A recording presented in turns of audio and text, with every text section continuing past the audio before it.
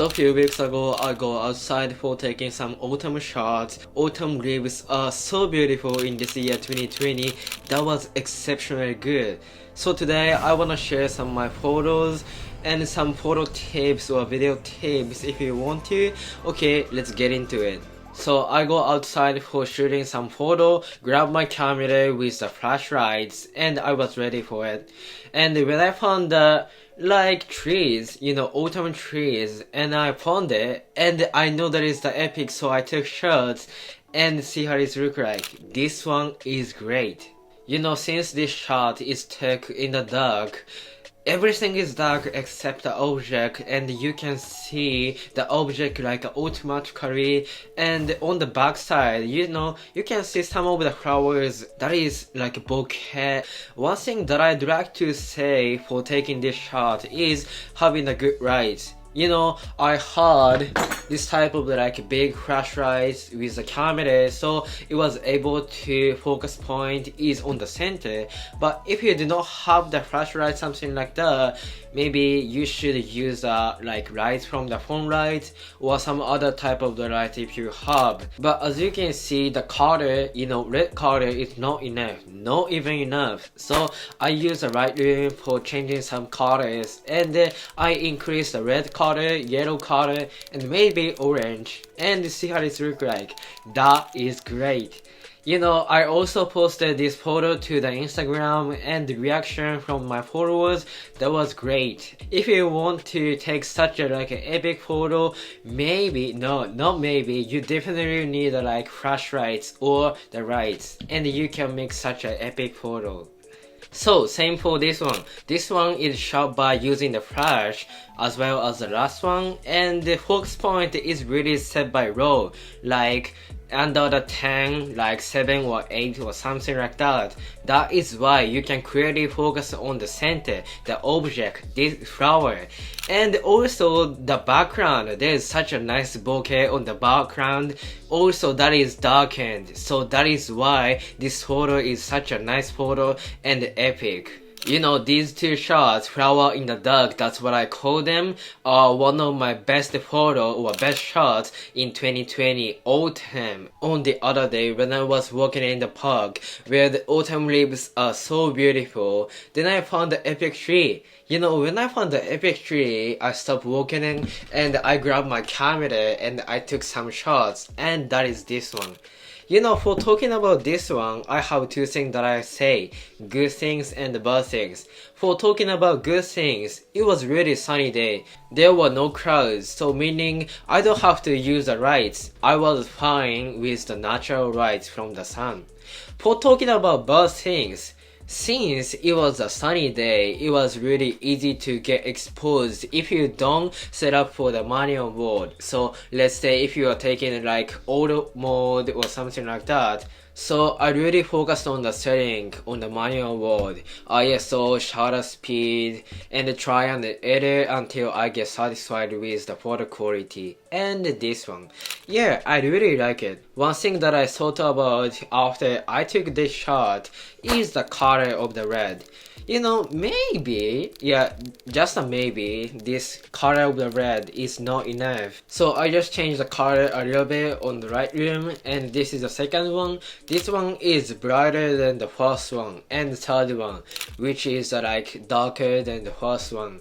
The first one is in the middle, and these two shots, I don't even know which is better or worse, but I'd say the first one is better. So for talking about some tips in the sunny day, if it is a sunny day, you have to set up the manual mode because, as I said, it's really easy to get exposed. Okay, let's say this photo. You can obviously see the white color on the red leaves and the green one, and you barely see the what is in there. And I'm questioning, what is it? Yeah, that is exposed. So for avoiding this situation, you have to set up for the manual mode, changing the ISO and shutter speed. I don't have like, especially for the sunny day, you have to use the like blah blah ISO, but you have to, you know, try and error. So for talking about this shot, I noticed that is too exposed, so I set the like lower ISO and this one. Yeah, that is good. Yeah, it's good, but on the up here, you can see the dark area, which is like redundant, because if it's dark area, only the dark area, who is gonna need it? So I just close up and crop a little bit, you know, change it, and the final results. Yeah, I'm happy with that because you can see the dark area on the center. It's like horizontally and dividing two parts, which is really beautiful and cool, and I love the concept of this one. And also the color is really good. You know, this one is not photoshopped or changing the color, so I really like this one.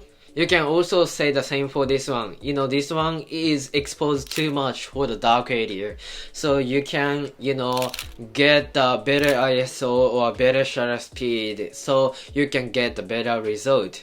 You know, the camera is ISO and shutter speed. And this is the last one. This is the one that I call the B shots, and you can clearly see, not clearly, but you can see the B on the center of this photo.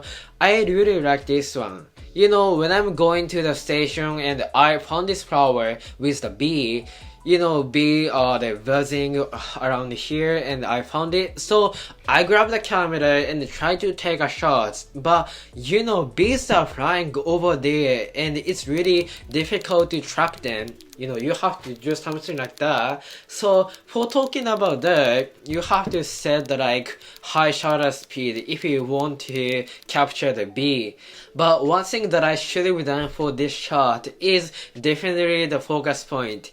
You know, you can clearly see the flowers on the front, but you know, there's such a nice bouquet on the bee, but I didn't want to do that. You know, that's my mistakes, but bees are flying over there, and that is so difficult to set the focus to the bee. But if you set the autofocus, not the manual focus, it is really difficult to make such a nice bouquet. So in that way, it is really nice to have such a bouquet, but I'd rather have the focus on the bee.